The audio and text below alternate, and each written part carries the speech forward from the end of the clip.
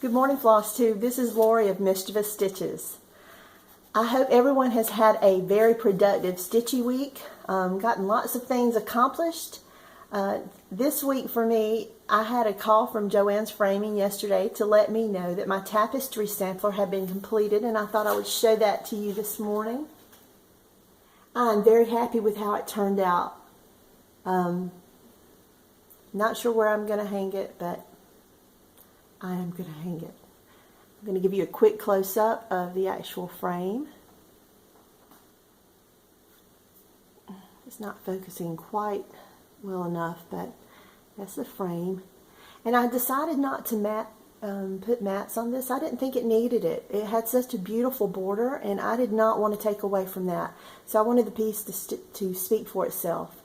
So thanks everyone for the support as I was stitching this, whether it was on Instagram or here on Flosstube, and all the interest in the piece. I've had several of you ask to buy the pattern from me, but I have to say I had already passed it. I believe in passing that stash. I get the most enjoyment out of stitching the piece. I want to pass that enjoyment on to someone else. I have sold things on Stash and Load, but it may be things that I just don't care to stitch anymore. But normally when someone asks for something that I have to borrow it, I don't mind one bit. The patterns, let's face it, for the most part, is the cheapest part of what we do. It is our time that's expensive. It's the framing that's expensive. I probably spent $5 to $6 on that pattern back in the day. I decided to pass it on, and I am so thankful that through passing that, I have made a friend. She shows me pictures of her progress through I've gotten a couple progress emails from her, and yesterday when I got home, I had a thank you in the mail, and unexpected. Wonderful to get this, and she's here on Flosstube. Her name is Becky, and I believe she is the Obsessed Stitcher, and she sent me a piece of fabric. She had hand dyed a piece with coffee. It smells great, Becky. I love coffee. But she sent me a piece of fabric as a thank you for loaning her the pattern, and it's so great to give. It really is. It's a great feeling. Or loan. It's great to loan. Also, I wanted to show you an update on my vintage lady in the hat. Here she is at the moment. And she is 7 pages of partial, there are 7 partial pages of stitching. This was the first page here that I started out with. The second page was the brim of the hat.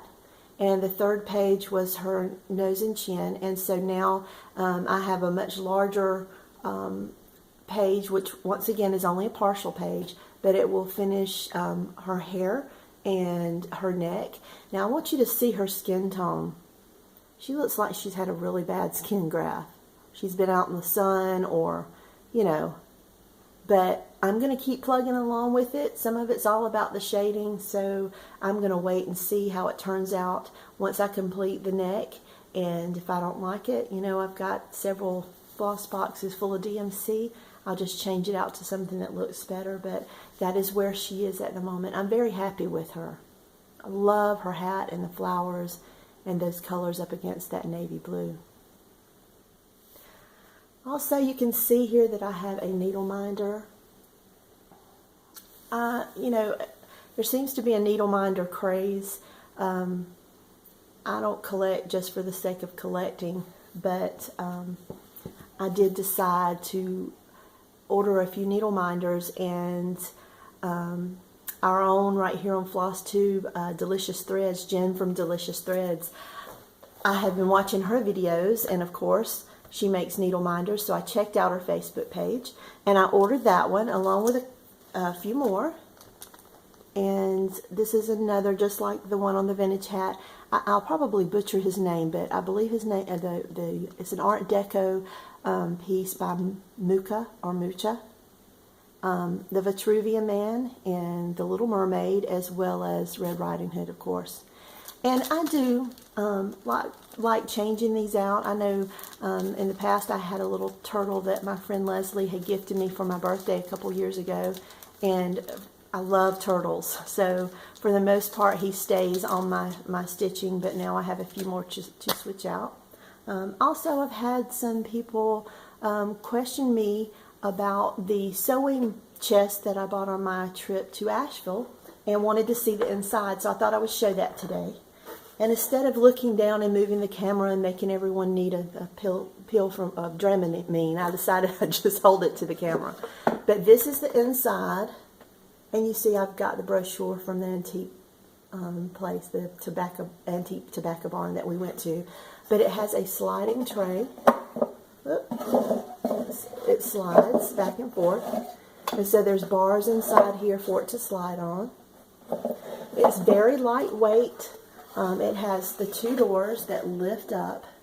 Where I noticed some of them, the sewing boxes open up, slide out.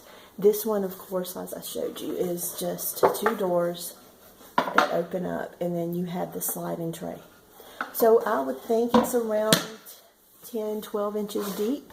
I'm not sure that it was used for a sewing chest. I would think it was more of a knitting chest. I also had someone ask me about the what I used to clean it. So hold on just a second. Let me run to the cabinet.